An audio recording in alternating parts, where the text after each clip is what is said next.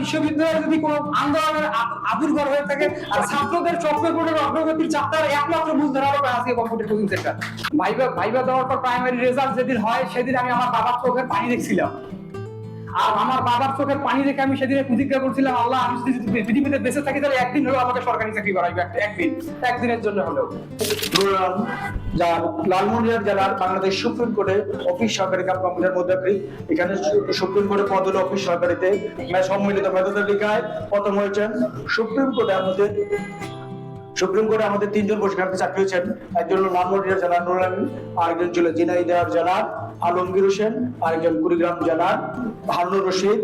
এই তিনজন আমাদের চাকরি হয়েছেন। তার মধ্যে সম্মিলিত মেধা তালিকায় প্রথম হয়েছে লালমনিরহাট জেলার আমাদের স্নেহ অত্যন্ত হৃদয়ের আস্থা ভালোবাসার মানুষ নুরুল আমিন। আমরা এই নুরুল আমিনের মুখ থেকে তার সফলতা এবং আমরা যেন নুরুল আমিনের কথায় উদ্বুদ্ধ হয়ে আমরা যেন অনুপ্রাণিত হতে পারি, আমরা যেন পথ না হারাই, সফল হতে পারি।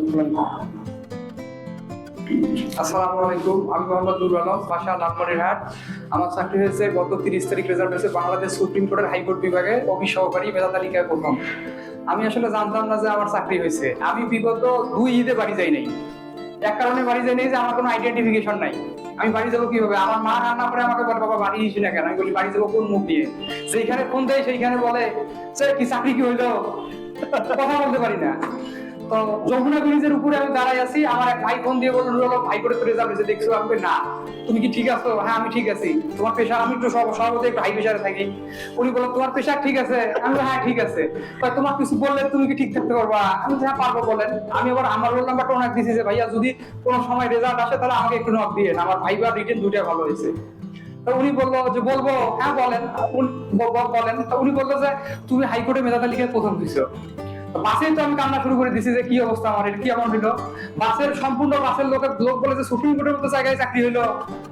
আমরা ওইখানে ভাইবা দিয়েছিলাম 465 জন, তারা নিচে 14 জন। সেইখানে মেধা তালিকা আমি প্রথম। এর পিছনে সবচেয়ে বড় কাহিনী হচ্ছে আমি 2022 সালে প্রাইমারিতে প্রথম ভাইবা দেই। ভাইবা দেওয়ার পর প্রাইমারি রেজাল্ট যেদিন হয় সেদিন আমি আমার বাবার চোখের পানি দেখছিলাম। আর আমার বাবার চোখের পানি দেখে আমি সেদিনে প্রতিজ্ঞা করছিলাম, আল্লাহ আমি যদি পৃথিবীতে বেঁচে থাকি তাহলে একদিন হলেও আমাকে সরকারি চাকরি করাইবে, একদিনের জন্য হলেও। সেইদিনও আমার বাবা 30 তারিখ কান্না করছিল, সেই কান্না ছিল হাসির কান্না। আর এই কান্নার পিছনে সফলতার জন্য সবচেয়ে বড় অবদান হচ্ছে আমার বাবা মা, এই প্রতিষ্ঠান। আমি যে কোনো সমস্যায় সাইন্স স্যারকে বলতাম, স্যার আমার একটা সমস্যা, স্যার সবসময় সমাধান করে দিত। আমি মনে করি সফলতার 4টা ধাপ। একটা হচ্ছে ধৈর্য, একটা পরিশ্রম, একটা সুষ্ঠু পরিবেশ।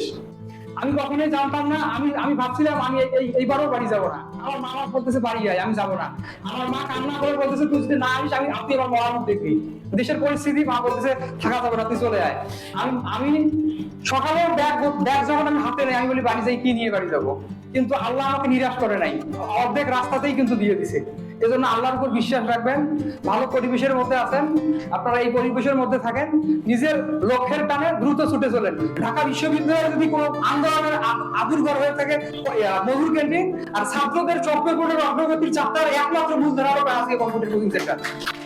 আপনারা এই কোচিং সেন্টারের সঙ্গে লেগে থাকেন, স্যারদের কথা শুনেন, সেই অনুযায়ী চলেন, ইনশাআল্লাহ আপনারা সফল হবেন। আর আমার জন্য দোয়া করবেন। আমি এই প্রতিষ্ঠানের প্রতি কৃতজ্ঞ। আমি একজনের প্রতি আরো কৃতজ্ঞ, যে মহামানব আমার কাছে, তিনি আল্লাহর পরে ফেরেশতা। তিনি সবসময় আমাকে সাহায্য করেছিলেন। আমার আর্থিক যে কোনো মানসিক সাপোর্ট, এই মানুষটি আমার বলছে তার পরিচয় সবসময় গোপন রাখতে। আমি তাকে আমার বাবা মার পরের জায়গায় স্থানে রেখেছি। আপনারা ওই লোকটার জন্য দোয়া করবেন, উনি যেন সবসময় ভালো থাকে, আল্লাহ যেন ওনাকে ভালো কিছু করে। আর আমার জন্য আপনারা সবাই দোয়া করবেন।